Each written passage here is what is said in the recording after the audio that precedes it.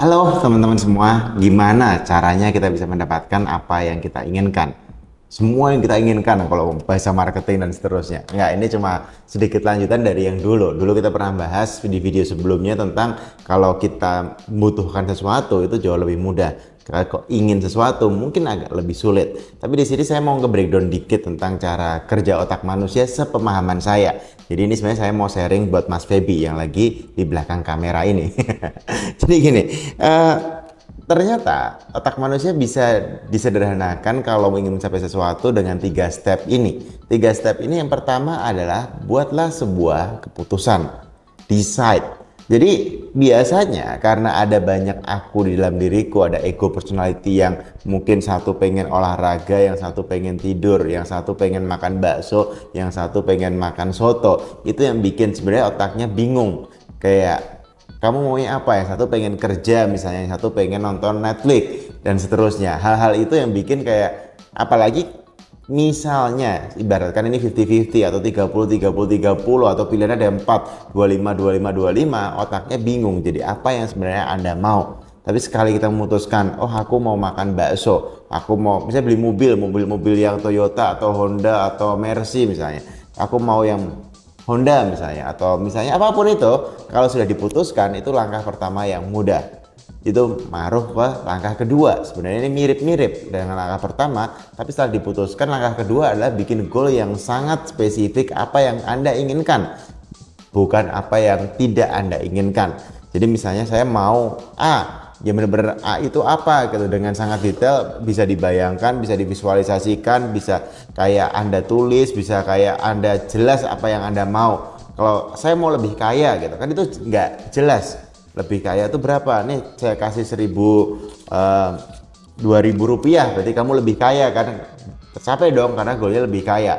Tapi kalau saya mau punya kekayaan misalnya nambah 1 miliar di bulan ini di rekening misalnya seperti itu kayak lebih jelas gitu. Atau misalnya 10 juta, tergantung teman-teman di mana apa goalnya apa, tapi kayak jelas banget ini goal saya. Oke, aku mau beli mobil misalnya Hyundai Ioniq yang warna ini di harga ini di tanggal ini, jelas banget apa yang kita mau.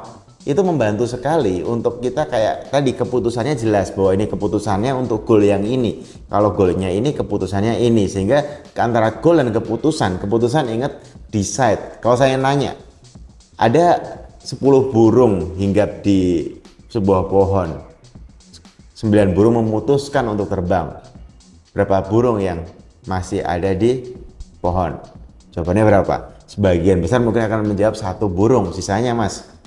Tapi ternyata jawabannya tetap 10. Kenapa? Karena memutuskan untuk terbang itu tidak sama dengan terbang. Jadi dia baru memutuskan. Jadi di sini kita paham memutuskan itu penting, tapi memutuskan itu baru level 1, yaitu kita buat keputusan sebelum kita melakukan. Tapi tanpa melakukan itu hanya sebagai sebuah keputusan. Good. Jadi poin pertama buat keputusan apa yang benar-benar kita mau. Poin kedua goalnya benar-benar spesifik, dan goal ini harus ditambahi alasan yang sangat kuat. Dongengin ke diri Anda sendiri. Kalau Anda suka ngomong, rekam deh video atau suara. Kalau Anda suka nulis, ketik, atau misalnya tulis tangan. Kenapa goal ini penting bagi Anda? Kenapa goal ini harus tercapai? Jawabnya panjang-panjangin, kasih alasan yang sangat kuat. Berikan alasan yang sangat kuat kenapa goal ini penting untuk dicapai. Kalau misalnya goal ini nggak tercapai, apa saja kerugian Anda? Kalau goal ini tercapai, apa saja keuntungan yang Anda dapatkan? Jadi dipanjang-panjangin, goalnya cuma 1, tapi kasih semua penjelasan yang sangat jelas dari keputusan bahwa ini penting, kenapa harus tercapai, kenapa harus terlaksana. Kalau nggak terlaksana ruginya apa, kalau terlaksana, kalau tercapai untungnya apa, sehingga otak kita jelas banget kenapa ini penting bagi Anda. Langkah terakhir, langkah nomor 3 adalah berikan bahan bakar yang kuat untuk goal dan keputusan tersebut. Bahan bakar itu sederhananya kalau kita Power versus Force karya David R. Hawkins ngajarin bahwa emosi atau perasaan itu kayak 100.000 kali lipat lebih kuat dibanding pikiran. Sehingga salah satu bahan bakar yang kuat untuk ngasih tenaga buat goal kita tercapai ini adalah emosi. Emosi itu bisa apapun, kita nggak usah ngomongin emosi positif ya, optimis, yakin, cinta, joy, dan seterusnya. Emosi negatif pun kalau misalnya marah, wah aku marah apa hidup susah kayak gini, tapi kemarahan itu bisa jadi bahan bakar gitu. Oh aku apa khawatir banget kalau aku nggak punya duit ini nanti anakku sekolah di sekolah yang jelek, nanti dia masa depannya buruk. Kayak apapun itu, tapi kalau emosinya cukup intens untuk hal yang positif ya, jadi itu bisa jadi bahan bakar untuk kita menjalani hari demi hari. Obsesi kita nyata.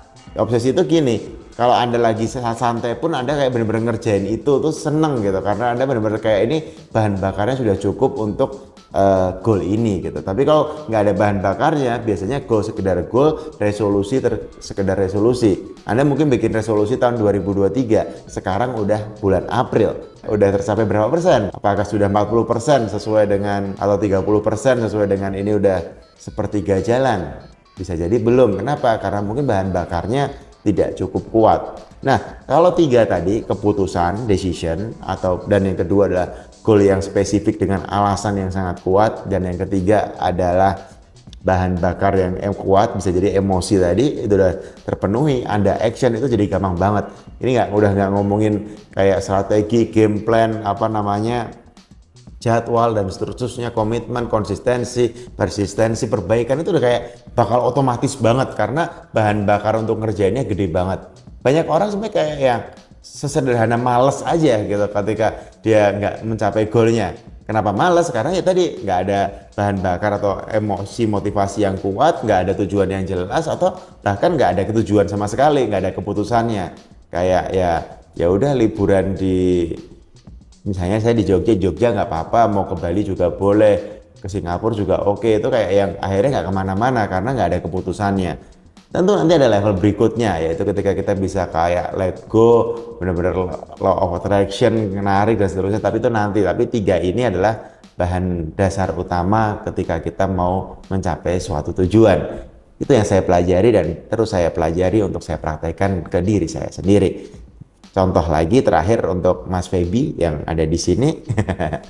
Jadi Mas Feby sebenarnya kayak karena saya juga goal dari YouTube ini adalah cuma satu, yaitu upload tiap hari 1 video.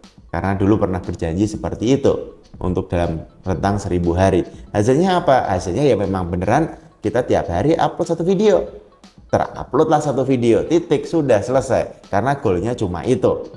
Nah mungkin ini bentar lagi habis lebaran Mas Feby, mungkin kalau ada goal lain itu akan membantu, misalnya apakah berapa yang nonton atau subscriber atau apa, itu akan jadi game yang lain ketika otaknya sudah diberi keputusan yang lain. Kalau enggak ya akhirnya tercapai terus tiap hari, yaitu upload. Nggak peduli berapa yang nonton, berapa yang komen, berapa yang like, karena goalnya cuma upload gitu. Thank you.